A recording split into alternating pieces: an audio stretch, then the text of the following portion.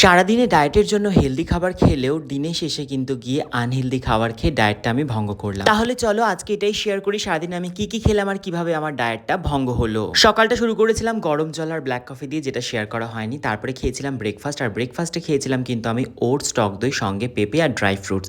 খেয়ে দিয়ে চলে গিয়েছিলাম ক্লাসে, আর ক্লাস করানোর মাঝে আমি যেটা খেয়েছিলাম চিয়া সিড ওয়াটার। আমি কিন্তু সারাদিনই এটা খেয়ে থাকি প্রায় 2 লিটার মতো। এরপর ঠিক লাঞ্চের আধ ঘন্টা আগে আমি খেয়েছিলাম ওয়েট লস ড্রিঙ্ক। এটা কিন্তু আমি দিনে রাতে দুবার খাই, লাঞ্চে আর ডিনারের ঠিক আগে। লাঞ্চে আমি খেয়েছিলাম এগ স্যালাড, যেটার রেসিপি কিন্তু অলরেডি আমি তোমাদের সাথে শেয়ার করেছি। ভীষণ টেস্টি একটা খাবার। খাওয়া দাওয়া কমপ্লিট করে ক্লাস করিয়ে রেস্ট নিয়েছিলাম। তারপরে বিকালবেলা বেরিয়ে পড়েছিলাম মাসি বাড়ি যাওয়ার জন্য। যাওয়ার সময় কিনেছিলাম ম্যাঙ্গো লস্যি, আর সেখানে গিয়েই দেখি 1 প্লেট চানাচুর আমার জন্য রেডি করে রেখেছে মাসি। এই ভাজা পোড়া চানাচুর খেতে আমি একটু বেশি ভালোবাসি, কিন্তু যতদিন ধরে ডায়েট করছি এগুলো একদমই খাই না। কিন্তু মাসি বাড়িতে এসে যে 1 প্লেট আমাকে মাসি সাজিয়ে দিয়েছিল সেটা কিন্তু পুরোটাই খেয়ে নিয়েছি। এরপরে খেয়েছিলাম ম্যাঙ্গো লস্যি, যেটা কিন্তু খেতে ভীষণ টেস্টি ছিল, আর যেটা আমি নিয়ে এসেছিলাম মাসি বাড়ি আসার সময়। এটা খাওয়া কমপ্লিট করে তারপরে খেয়েছিলাম একটুখানি গ্রিন টি। সব কিছু যাতে তাড়াতাড়ি হজম হয়ে যায়, কারণ রাতেবেলা ডিনারও করতে হবে। আর মাসি কিন্তু আমাকে ডিনারে সাজিয়ে দিয়েছিল অল্প তেলে ভাজা পরোটা, সঙ্গে আলুর তরকারি আর বাঁধাকপি।